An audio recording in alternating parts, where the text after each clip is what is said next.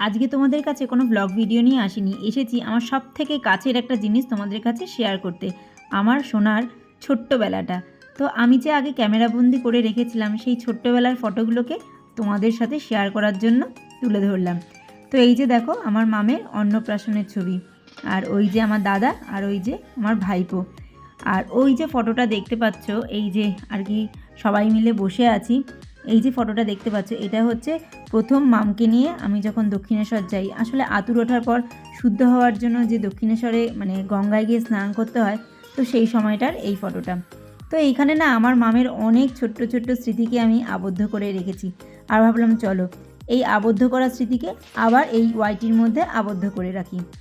আর এই যে ফটোটা দেখতে পাচ্ছ, মামকে আশীর্বাদ করা হচ্ছে, তো এটা হচ্ছে মামা ভাতের ফটো। সেরকম খুব একটা ধুমধাম করে মামা ভাত হয়নি, কোনো রকমেই আর কি মা যতটুকু পেরেছিল ততটুকু করেই মামা ভাতটা উদযাপন করা হয়েছিল।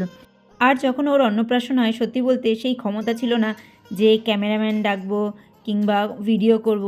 তো সেই জন্য না একটা আফসোস এখন খুব খুব রয়ে যায়। আমার মেয়েটা মাঝে মাঝেই বলে যে আমি একটু আমার ছোটোবেলায় হাঁটা চলাটা দেখতে পারি না। সত্যি বলতে তখন যদি মোবাইল থাকতো তাহলে ওর ছোটোবেলার হাঁটা চলাটাকে আমি কত সুন্দর ক্যামেরাবন্দি করতে পারতাম বলো। কিন্তু সেই সময় আমাদের সেই সামর্থ্যও ছিল না যে একটা দামি ফোন কিনে যে এই সমস্ত ভিডিওগুলো আমরা করব কিংবা ক্যামেরাম্যান দিয়ে করব। সেই সামর্থ্য আমাদের তখন একটুকুও ছিল না। যতটুকু ছিল ততটুকুর মধ্যেই স্মৃতিগুলোকে আবদ্ধ করে রাখার চেষ্টা করছি।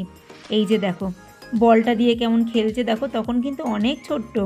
কতটুকু বয়স বলবো, 5 মাস হবে, কারণ ওর অন্নপ্রাশনটা না একদম 5 মাসেই দেওয়া হয়েছিল। আর এই দেখো আমার মাম প্রথম শাড়ি পরেছে সরস্বতী পুজোয়। এটা হচ্ছে ও সেকেন্ড সরস্বতী পুজো, কারণ ও জানুয়ারি মাসে হয়েছে, তো ফেব্রুয়ারি মাসে যেহেতু সরস্বতী পুজো হয়, তো একদম 1 মাসের বাচ্চা একটা সরস্বতী পুজো কাটিয়ে দিয়েছে। এটা হচ্ছে সেকেন্ড সরস্বতী পুজো, যখন আমি ওকে মানে একটা ডল পুতুলের মতো সাজিয়েছিলাম বলতে পারো, নিজের মনের মতো করে ওকে সাজুগুজু করাতাম। আর এটা হচ্ছে প্রথম বছর জন্মদিনের কেক কাটা, ও দাদুর হাত ধরে কেকটা কাটছে। এই দিনটা একটু ভালোভাবে সেলিব্রেট করার ইচ্ছা ছিল, কিন্তু করতে পারিনি। আসলে এই দিনই আমার দিদার 1 বছরের বাৎসরিক কাজ পড়েছিল। আর যেহেতু আমার মাম যখন হয়েছিল তখনই যেহেতু আমার দিদা মারা গিয়েছিল, তো সেই জন্য আমি যেতে পারিনি। তো বাৎসরিকটা যে করেই হোক অ্যাটেন্ড করবো বলে সেখানেই ছুটে গেছিলাম। কোনো রকমে বাড়ি এসে মানে একটা কেক এনে কেকটা কাটিয়েছিলাম। আর দেখতেই পাচ্ছ আমার মামের প্রতিটা মুহূর্ত আমি অনেক মানে বড়োবেলা পর্যন্ত ওর প্রতিটা মুহূর্তকে ক্যামেরাবন্দি করে রেখেছি। জানো তো, তোমাদের বলি না, আমার এইরকমভাবে স্মৃতি আটকে রাখতে ভীষণ ভীষণ ভালো লাগে। আর এই হচ্ছে আমার মামের প্রথম পুরী যাওয়া। তো দেখতেই পাচ্ছ এটা ধবলগিরি যে বুদ্ধগুলো আছে সেই বুদ্ধগুলোর কোলে বসে ফটোটা তুলছে। অনেক গরম ছিল তো তো সেই জন্য খানিকটা মানে নাঙ্গু পাঙ্গু হয়েই ছিল। আর এই যে দেখো এই সময় একটা খুব খারাপ স্মৃতি আছে। এই যে এই জামাটা পরে দেখতে পাচ্ছ, এই সময় কিন্তু আমার মেয়ের পাটা অলরেডি ভাঙা। মানে আমি যখন পুরী গেছিলাম ফেরার আগের দিন আমার মেয়ের পাটা ভেঙে যায়, খাট থেকে পড়ে গিয়ে ওর ডান পাটা মনে হয় খানিকটা চির খেয়ে যায়। তো তখন পায়ে একটা বেল্ট বাঁধা ছিল, আর সেই অবস্থায় আমাদের বিয়েবাড়ি পড়েছিল। তো ওটা হচ্ছে বিয়েবাড়ির ফটো। আর এটাও আরেকটা বার্থডের ফটো, এটা খুব সম্ভবত 4 কি 5 বছরের বার্থডের ফটো হবে।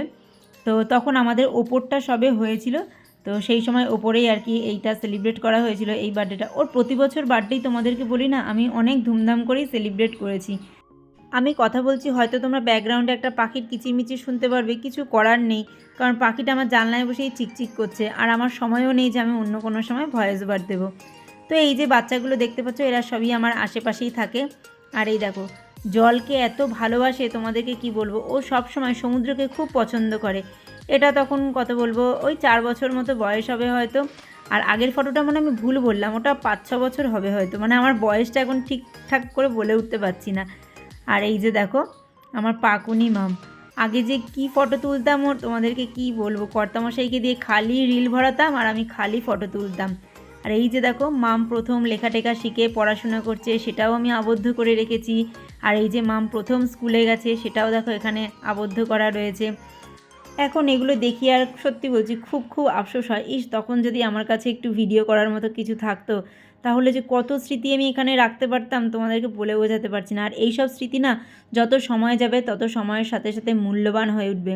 আর এটা হচ্ছে আমার মামের প্রথম স্টেজ প্রোগ্রাম, যখন আমার মাম প্রথম নাচ শেখে। আর এই যে দেখো হাততালি দিচ্ছে। আর এই যে দেখো কিন্ডারগার্টেন স্কুলে ফ্যান্সি ড্রেস কম্পিটিশন হয়েছিল, তো ওকে আমি মাদার টেরিজা সাজিয়েছিলাম। তো দেখো কত কিউট লাগছে না।